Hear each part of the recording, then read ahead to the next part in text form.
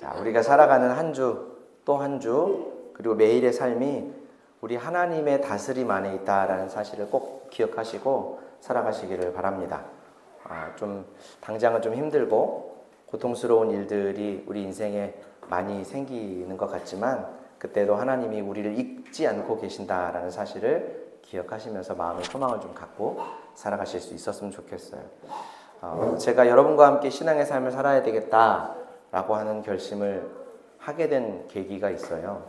가장 먼저는 이전부터 저에게 기성교회에서의 신앙생활에 대한 그 어려움을 자주 토로하시면서 목사님이 개척하시면 같이 하고 싶습니다. 이런 얘기를 한 분들이 몇몇 분들이 있는데 그분들이 사실 가장 중요한 이유이고 원인이죠. 그런데 최근에 한 특정한 사건이 좀 도화선이 되어서 개척을 좀 결심하고 여러분 곁에 이렇게 올 수가 있었어요. 사건을 뭐 다 설명하는 것은 적절치 않기 때문에 설명하지 않고 어느 교회에 발생한 큰 분쟁을 좀 지근거리에서 가까운 거리에서 지켜보면서 교회의 성도들이 하나님을 믿고 살기가 참 쉽지 않겠다라는 생각을 하게 되었어요.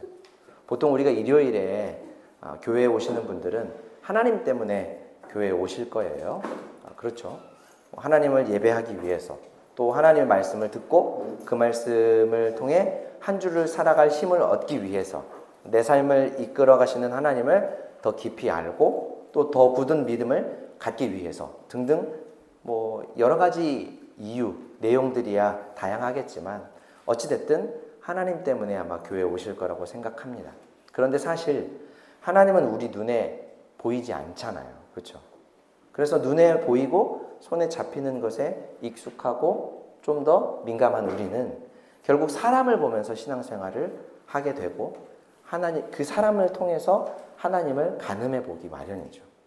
요즘 우리가 실감하는 것처럼 워낙 교회가 좀 좋지 못한 모습을 많이 보여주다 보니까 나름대로 오랜 신앙의 연수를 가지고 흔히 말하는 신앙의 내공을 좀 가지고 있다. 이런 분들조차도 하나님 믿고 살기가 참 쉽지 않겠다라는 생각이 들더라고요.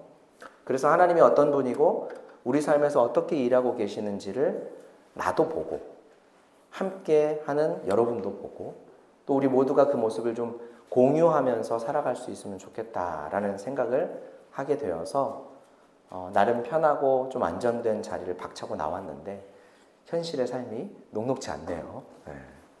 자, 그런데 한 가지 확실한 건 만만치 않은 녹록지 않은 현실과 위태로운 상황을 마주할 때 바로 하나님의 일하심을 좀 더 선명하게 보기 적합하다라고 하는 거예요. 그래서 기대와 희망을 갖고 살아보려고 합니다. 오늘 우리가 읽은 이 시의 저자인 시인도 그런 것 같아요.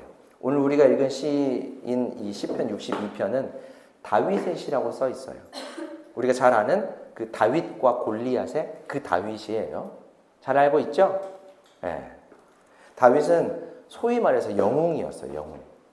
이스라엘의 전군을 통틀어서 아무도 나서겠다고 선뜻 대적하지 못했던 골리앗이라고 하는 적군의 거인 장수. 실제로 얼마나 키가 컸는지 역사적으로 기록되어 있는 것은 없으니까 잘 알 수 없지만 성경의 기록대로라면 그의 키가 한 3m가 넘었다고 해요. 이게 진짜 3m가 넘었는지 아닌지 정확하게는 알 수 없어요. 하지만 그 당시의 사람들이 워낙 작았고 또 그 사람에 비해서 정말 턱없이 어마어마하게 큰 사람이었으니까 아마 정확하게 그의 키가 3m다 이렇게 재보진 않았겠지만 얼추 보았을 때 우리 보통 사람의 거의 2배쯤 된다. 체구도 큰 사람들 곁에 가면 좀 이렇게 움츠러들게 되잖아요. 근데 마찬가지로 이스라엘의 전군의 군인들이 블레셋과 싸우려고 나왔는데 거기에 장수가 키가 한 3m쯤 되는 사람이 그리고 갑옷이 사람 몸무게만큼 한 60kg쯤 되는 갑옷을 입고 있었대요. 칼도 사람 크기보다 더 큰 칼과 창을 방패를 들고 있다고 하니까 얼마나 무서웠겠어요. 그래서 벌벌 떨고 있었는데 그 적군의 장수 골리앗을 소년 시절에 무찌른 사람이 바로 다윗이었어요. 다윗이 아마 10대 중반쯤 되지 않았을까 싶어요. 그러면 우리 송주보다 한두 살 많을까 말까 하는 그런 나이였겠죠. 용기가 대단했던 건지 아니면 소년 시절에 철없어서 무모했다고 생각할지는 모르겠지만 그는 분명히 하나님을 향한 믿음이 있었고 그 믿음이 골리앗을 대적할 수 있었던 원동력이 되었던 것만은 확실해 보여요. 골리앗이 이스라엘의 군인들뿐만 아니라 우리 이스라엘이 믿고 있는 하나님의 이름을 모욕했기 때문에 참을 수가 없어서 내가 나서야겠다. 이렇게 하나님의 이름을 모욕하는 너를 하나님은 나를 통해 반드시 심판하실 거다 라고 하는 말을 하면서 골리앗과 한판 승부를 벌였던 것이 다윗이죠. 물론 현실적으로 보았을 때는 진짜 무모해 보이고 철없는 소년인 것만은 분명하지만 그런 그를 통해서 이스라엘의 군대와 이스라엘의 많은 백성들을 하나님이 살리신 것은 분명하죠.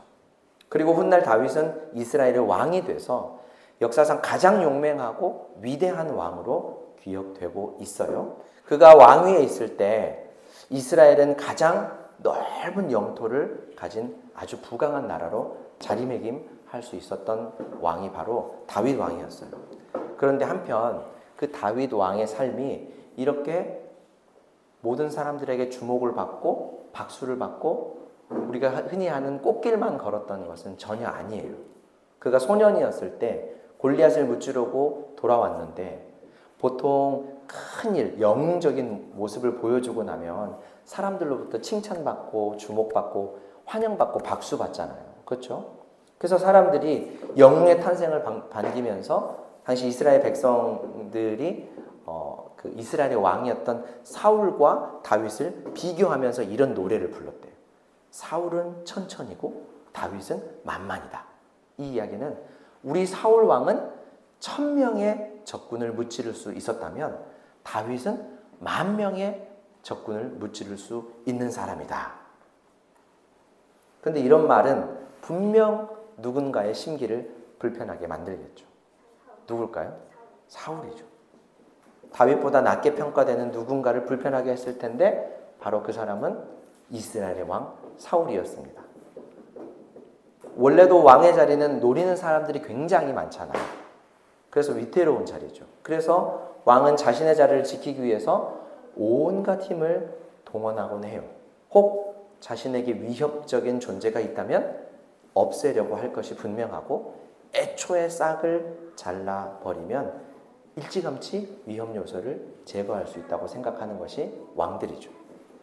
예수님께서 탄생하신 날 동방의 박사들을 만나서 유대인의 왕으로 나신 분이 있다면 나도 그분을 만나게 해달라 이렇게 거짓말을 하면서 예수님을 죽이려고 했던 헤롯 대왕도 비주류였던 이방인 출신으로 유대인의 통치자가 되었고 훗날 로마 원로원의 승인을 받아서 40여 년간 권력을 유지할 수 있었던 것도 분명히 자신의 정적들을 철저하게 견제하고 예수님에게도 시도했던 것처럼 미리부터 싹을 잘라냈었기 때문에 가능한 일이었던 거죠.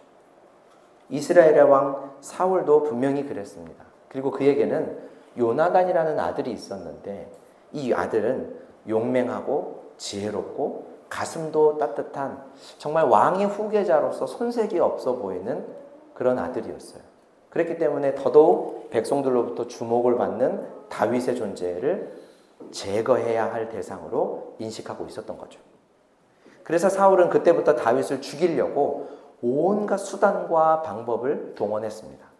우리나라 근현대사만 조금 들여다보아도 막강한 권력을 가지고 있는 국가의 지도자들이 마음 먹고 누군가 하나를 죽이려고 생각한다면 상대가 누구이건 간에 아마 오래 버티지 못하고 그 손에 제거가 될 거예요.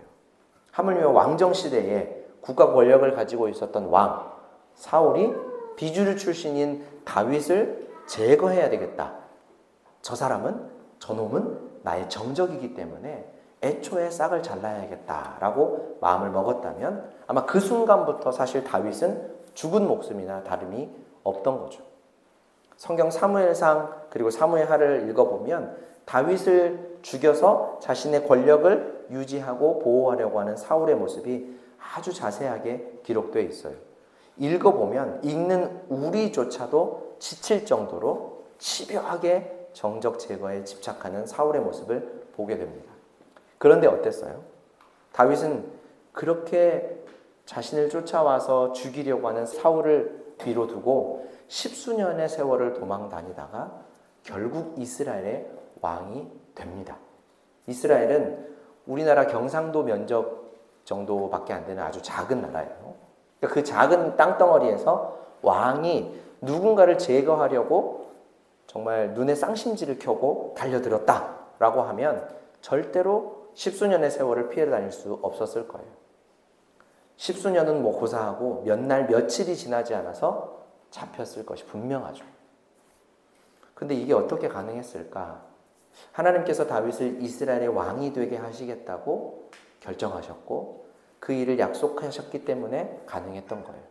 하나님이 한 사람을 보호하려고 마음을 먹으면 어떻게 되는지 아주 유명한 일화를 통해 우리가 알 수가 있죠.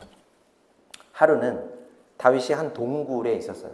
숨어 있었어요. 마침 다윗을 찾아서 그 지역을 수색하던 사울 왕이 다윗이 있던 동굴에 들어갑니다. 근데 뭐하러 들어갔냐면 볼일을 보러 들어갔어요. 근데 여러분 잘 생각해 보세요. 왕이 볼일을 보러 간다라고 해서 경호원들이 자리를 떠날까요? 아니죠. 그때도 언제나 경호원들은 곁에 있겠죠. 그보다 앞서서 볼일을 본다라고 하면 잠깐이지만 그 잠깐이 무방비 상태로 왕이 노출이 된다는 건데, 그렇다면 볼일을 볼 동굴이 안전한지 아니면 위험한지를 살피는 것은 그 경호원들에게 반드시 해야 하는 일이겠잖아요. 그래서 아무도 사용한 흔적이 없는 동굴을 찾는 것이 경호원들이 할 일이에요. 그러면 어떻게 아무도 사용하지 않은 동굴인지를 알 수 있을까? 동굴 앞에 이렇게 풀이 막 자라 있다든지 아니면 들어가는 동굴에 큰 거미줄이 막 이렇게 쳐 있다든지 하면 분명히 이 동굴은 아무도 사용하지 않은 동굴이구나 라고 생각하면서 왕이시여 이곳에서 볼일을 보십시오 이렇게 할 거 아니에요. 그렇죠? 근데 사울이 들어간 동굴은 이미 다윗이 먼저 들어가 있었던 동굴이었어요. 그렇다면 작은 것이라도 사람의 흔적이 분명히 있었을 거 아니에요. 하지만 그 동굴은 그런 흔적이 보이지 않고 또 그 동굴 앞에 섰던 사람들, 경호원들에게 그것이 미처 보이지 않았었으니까 사울이 마음 놓고 그 동굴에 들어가서 볼일을 볼 수 있었겠죠. 하나님이 다윗을 사울의 손으로부터 보호하시고 궁극적으로 그를 이스라엘의 왕이 되게 하시려고 얼만큼 세심하게 그를 돌보시고 보호하셨는지를 알 수 있는 대목이죠. 자, 그러면 어디 그뿐일까? 여러분들 중에 가까운 지인이나 친구나 혹은 친척에게 배신당해 본 적 있습니까? 배신당해 본 적? 친구한테 배신당해 본 적 없어요? 네. 있어요? 벌써? 그래. 인생의 풍파가 좀 많으셨던 것 같아요. 그죠? 네. 우리가 흔히 좀 속된 표현으로 뒤통수 맞았자 그러죠. 저는 한 번 있었던 것 같아요. 어제까지 마음을 이렇게 나누었던 분이 그 다음날 저를 배척하는 경험을 했었는데 정말 충격적이더라고요. 아마 여러분도 그런 비슷한 경험이 있을 거예요. 우리 송주 정도만 돼도 한 번씩은 친구에게 배신당한 경험이 있다고 하니까 아마 여러 번 있으셨을 거라 생각해요. 근데 다윗과 비교하기 힘들어요. 그는 자신의 아들 압살롬에게 배신을 당했었어요. 아들이 아버지를 상대로 반역을 했던 거죠. 물론 압살롬이 죽게 되고 다윗이 왕으로 다시 복귀하게 되었지만 아들에게 목숨을 받게 되는 그의 삶, 다윗의 삶이 어땠을까? 감히 상상조차 안 되는 것 같아요. 그때에도 하나님은 다윗을 보호하셨습니다. 압살롬을 보좌하던 이들의 계획을 다 무력화시키고 누구보다 지혜로운 사람들이 힘을 쓰지 못하도록 상황을 바꾸어 가셨던 거예요. 다윗은 이런 인생의 파고를 겪으면서 얻게 된 믿음의 내용이 있어요. 바로 오늘 본문에서 잠잠히 하나님만 바라라 라고 하는 거죠. 또 오늘 우리가 읽은 시편 62편 전체의 내용인데 지금까지 방금 설명한 내용들을 잠깐 마음에 두시고 제가 조금 쉬운 번역으로 한번 빠르게 읽어드릴 테니까 화면을 보면서 저랑 같이 한번 본문을 보세요. 내 영혼이 잠잠히 하나님만을 기다림은 나의 구원이 그에게서만 나오기 때문이다. 하나님만이 나의 반석, 나의 구원, 나의 요새이시니 나는 결코 흔들리지 않는다. 기울어가는 담과도 같고 무너지는 볼담과도 같은 사람을 너희가 죽이려고 다 함께 공격하니 너희가 언제까지 그리하겠느냐. 너희가 그를 그 높은 자리에서 떨어뜨릴 궁리만 하고 거짓말만 즐겨하니 입으로는 축복하지만 마음속으로는 저주를 퍼붓는구나. 내 영혼아 잠잠히 하나님만 기다려라. 내 희망은 오직 하나님에게만 있다. 하나님만이 나의 반석, 나의 구원, 나의 요새이시니 나는 흔들리지 않는다. 내 구원과 영광이 하나님께 있다. 하나님은 내 견고한 바위이시고 나의 피난처이시다. 하나님만이 우리의 피난처이시니 백성들아 언제든지 그만을 의지하고 그에게 너희의 속마음을 털어놓아라. 신분이 낮은 사람도 입김에 지나지 않고 신분이 높은 사람도 속임수에 지나지 아니하니 그들을 모두 다 저울에 올려놓아도 입김보다 가벼울 것이다. 억압하는 힘을 의지하지 말고 빼앗아서 무엇을 얻으려는 헛된 희망을 믿지 말며 재물이 늘어나더라도 거기에 마음을 두지 말아라. 하나님께서 한 가지를 말씀하셨을 때에 나는 두 가지를 배웠다. 권세는 하나님의 것이요 한결같은 사랑도 주님의 것이라는 사실을. 주님께서는 각 사람에게 그가 행한 대로 갚아주십니다. 좀 길게 읽었지만 여러분 어떻습니까? 앞서 설명한 내용들이 좀 군데군데 묻어나죠. 믿을 만한 사람들도 배신한다고 해요. 인격을 가지지 않은 돈은 배신하지 않을까? 그것도 믿지 말라고 하죠. 왜 그래요? 돈은 배신을 안 하겠지만 언제나 돈을 탐내는 사람들이 우리를 배신하니까요. 그러니까 사람도 돈도 믿지 말라는 거죠. 오로지 내 희망은 하나님 한 분뿐이다. 이렇게 말을 합니다. 믿을 구석이 많으면 하나의 목숨을 걸지 않을 거예요. 그러나 믿을 구석이 딱 하나밖에 없는 사람이라면 아마 거기에 자신의 모든 것을 다 걸겠죠. 그렇다면 정말 하나님이 유일하게 믿을 만한 구석이 되는가? 믿을 만한 구석이 확실하죠. 다윗이 겪은 삶의 위태로운 순간에 하나님은 흔들리지 않는 지지 기반이 되어주셨고 보호자가 되어주셨어요. 심지어 그가 기울어가는 담, 다 무너지기 직전에 돌담과도 같은 상황이었을 때에도 이기게 하셨다라고 하는데 우리가 시쳇말로 기울어진 운동장에서 싸우는 것은 불리함일 뿐만 아니라 결과는 불을 보듯 뻔한 거죠.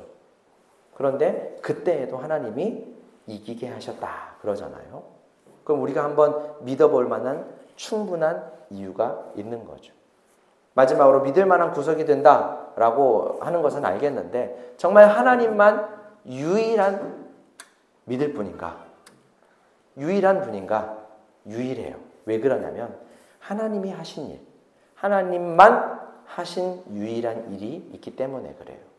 그 일이 무엇이냐면 자기 아들, 그것도 하나밖에 없는 외아들 예수님을 우리를 위해 이 땅에 보내셔서 우리가 받아야 하는 죄의 대가를 대신 받게 하셨다라고 하는 것을 보면 하나님은 우리가 믿을 만한 구석임에 틀림이 없고 유일한 분이다라는 것도 틀림이 없는 거죠. 자, 사랑하는 성도 여러분, 우리 교회의 이름이 바라는 교회예요. 한번 따라해 봅시다. 바라는 교회, 바라는 교회. 네, 바라는 교회라는 이름이 보니까 아직까지는 대한민국에 우리가 유일한 것 같아요. 하나님을 바라는 일, 하나님만이 나의 유일한 믿을 구석이다. 나의 유일한 희망이시다라는 믿음의 내용은 하나님을 믿는 성도에게 있어서 굉장히 중요한 일이에요.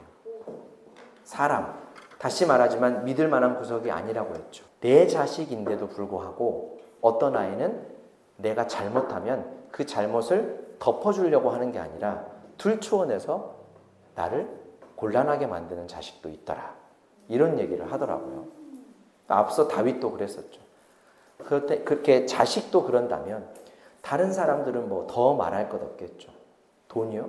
굳이 성경을 말하지 않더라도 인류 역사를 통해서 누누이 우리가 알고 있는 바가 뭐예요? 돈은 있다가도 없고 없다가도 없고 맨날 돈은 없는 것 같아요. 벌어도 부족하고.